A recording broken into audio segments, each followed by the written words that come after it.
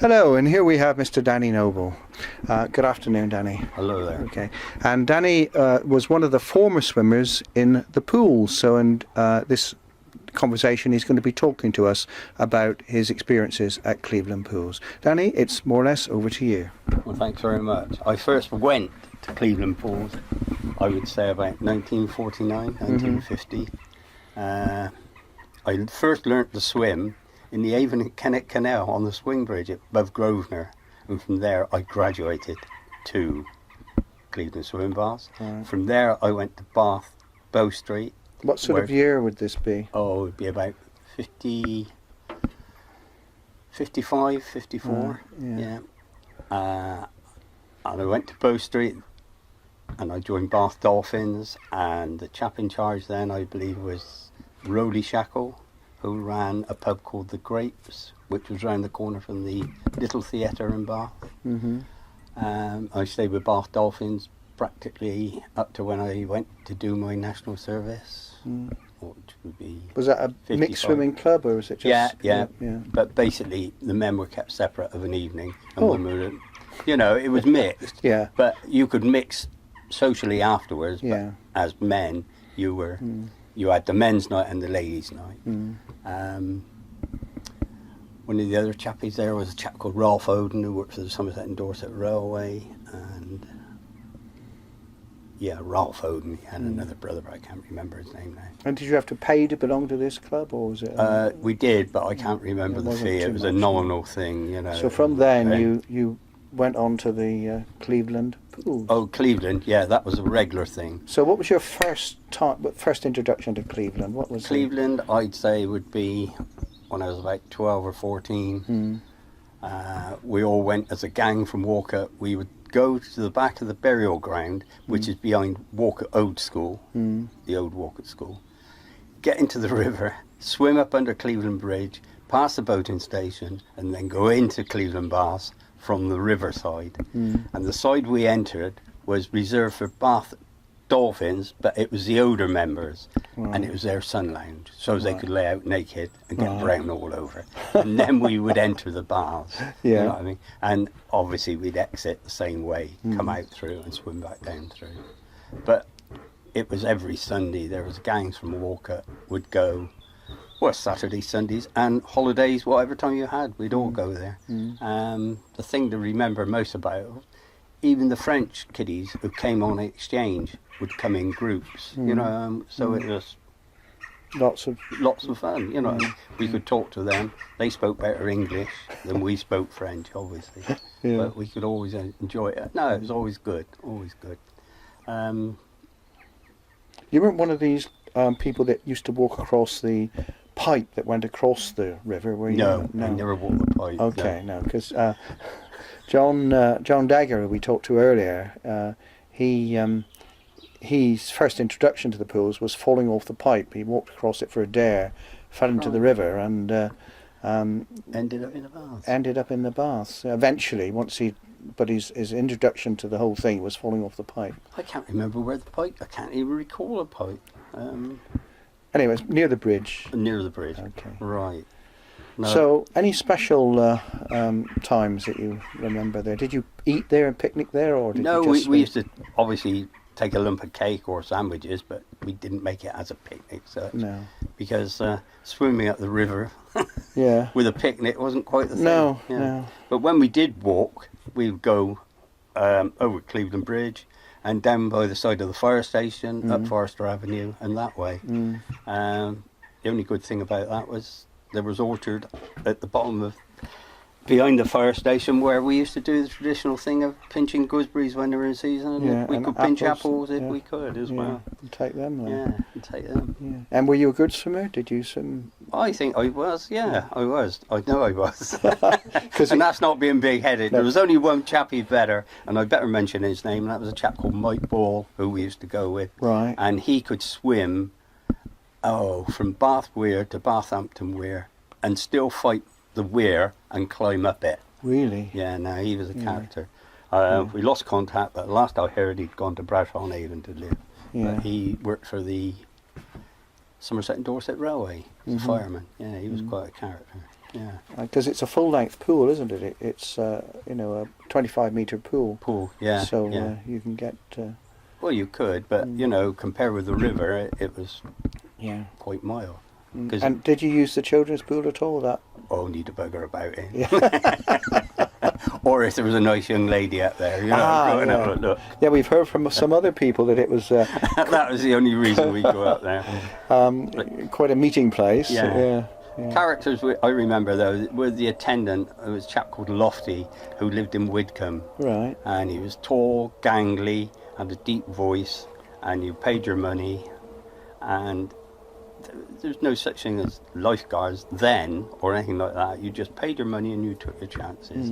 And there was never any problems there. No. So how did the changing rooms work? Were they? Oh, did you go in and then just go change in, and come take out? the clothes out with you. Was there curtains on the front or something? No, there was a door. Door. Yeah. Okay. There was a door, wooden door, if I remember Of course, right. they've all long since gone. Yeah. But gone for firewood with the squatters. Yeah. But you just bundle your clothes up into your towel and then just leave them on the bank, because the far bank towards the river sloped down. You could swim all day and keep your eye on your clothes. And I can't not remember anybody getting anything stolen or pinched or anything like that. Bit of a different story today, I would imagine. Well, it's like everything else. Yeah. Time and tide, people change, don't they? And did you ever come in the other way from that top entrance? Yeah. When we walked round, and we used to hate walking down that steep slope. Yeah. Especially if towards the end of the day you were wearing boots. Yeah. And boots then used to have steel tips on the front and steels on the back, Right, so you could slide down the blooming thing if you wanted. Now those houses at the top, were they always there? I mean, They were. There was a pub called the Victoria, Yeah. and then below that, going down towards the railway line, they slowly became empty and vacated. And I'm sure a chap called Paradise bought the bottom end, Yeah.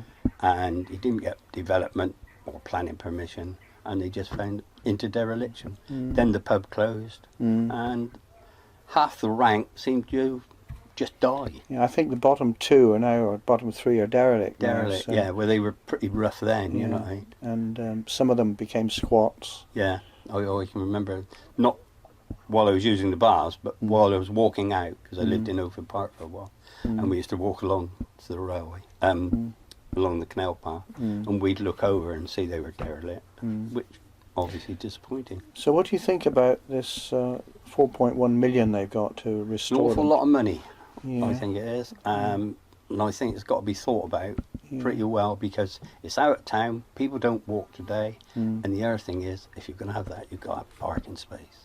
That is going to be... There simply isn't any. That is going to be the crucial. Because if I remember rightly, if you came out of the bars, up the slope, you're on the main road, dead opposite was a hedgerow, and behind that were allotments that went to the railway. Yeah, and that's still there. Now, unless you can claim that ground and make it into a car park. Because the houses there, it's residents parking only. Yeah, well, that's And killing Bath altogether, isn't it? Yeah. Let alone yeah. Cleveland Smooth Bath. So I think what they aim to do is to make it so that you either go up on the boat, they want to put a landing stage there. No, that's a good idea. I agree with that. So the boat would stop there, the one that goes up the river now. Yeah.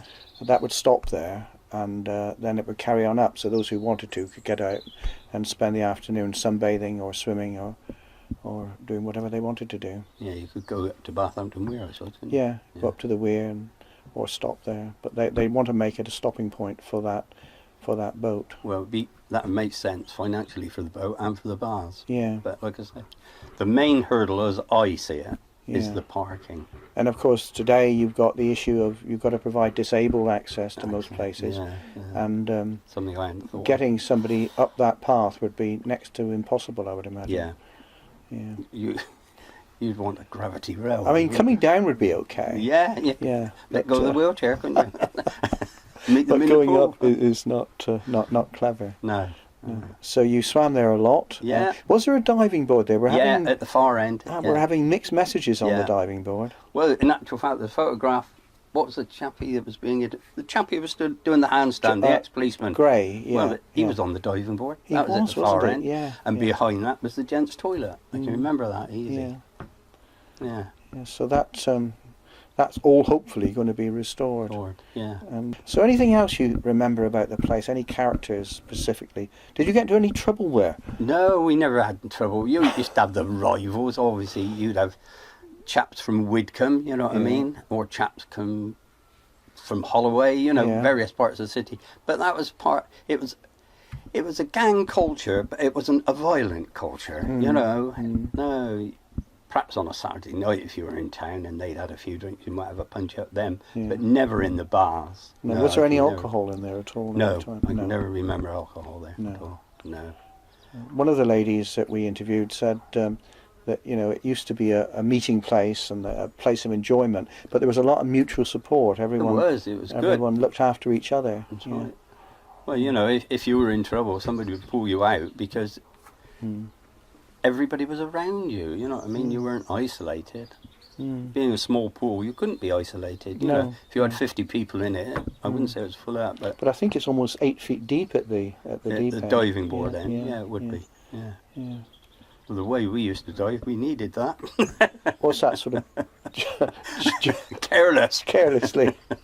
Yeah. You know, a young lady on the bank, so we were full of bravado. You get on the diving board and go in just sideways. See who's there and then say, well, yes. I go in the deep end and learn to swim afterwards. Yeah, that's it.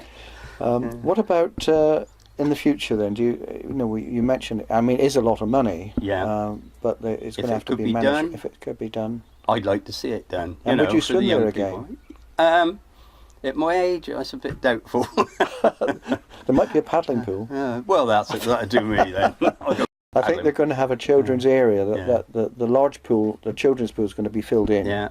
And they're going to put marquees there for wedding receptions and stuff like that. Crikey. To have receptions, because it's got to be a year-round facility. Yeah. It's the only way to make money, isn't it? Yeah. 52. And how much would you pay to go in, do you think? What, compared with the threats I used to pay? So, I suppose, I don't really know. I never really thought about that. Say I was going to the Bow Street bars. Now, well, there's no Bow Street bars, is there? No. The Lido, if you went in town, the city centre, to go up to the spa bar, so I think that would cost you somewhere around £40. Oh, well, I wouldn't bother to go and jump in the Avon. No. I think when you get to my age and you're on a pension, you don't exactly watch every penny that's coming in, but you have to be aware of what you've got. So it needs to be reasonable, and I think they want to cater for all age groups so that people that did swim there can go back and swim again. I might take my bus pass and see what I can get. Yes. Yeah. Well, perhaps they'll do concessions. That's what I mean. Sally, that's an idea. You ought to think about doing concessions. I think that'd be a good idea. Yeah. Is there anything else you can remember or would like to say? Not really. I think we've covered it pretty well. Yeah. The chap I did mention, Lofty, who used to take the ticket, take the admission money and all that, he lived around Widcombe, and I last saw him, he was chopping up firewood and selling it in bundles. Really? And I've often wondered if he had any family, so anybody who might be seeing this... Well, talk to the camera and say anybody who's seeing this, you know what I mean? And I'd love to know what happened to Lofty, because he was such a character. Or if Lofty, if you're watching, he'd get be in touch 100 with us. now. Will he? He would be 100, he must have been. Yeah. Well, he was a real character. Danny, thank you very much for that. Thank you. Memory lane. It's been really good talking to you. Right. Thank you very much indeed. Well, thank you.